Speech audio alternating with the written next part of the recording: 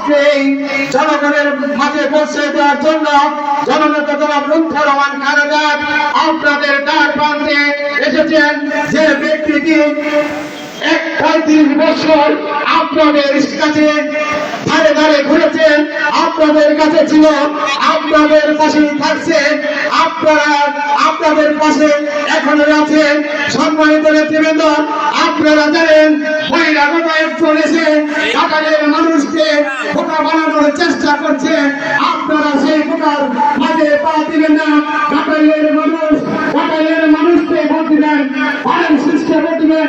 ওনারা বলেছে তারা যদি বলতে পারে ধানের সিস্টেম ভোট দেওয়ার জন্য, আমরা ধানের সিস্টেম লুৎফর রহমান খালেদা 91 থেকে অদ্যাবধি পর্যন্ত ধানের শীষের নমনি।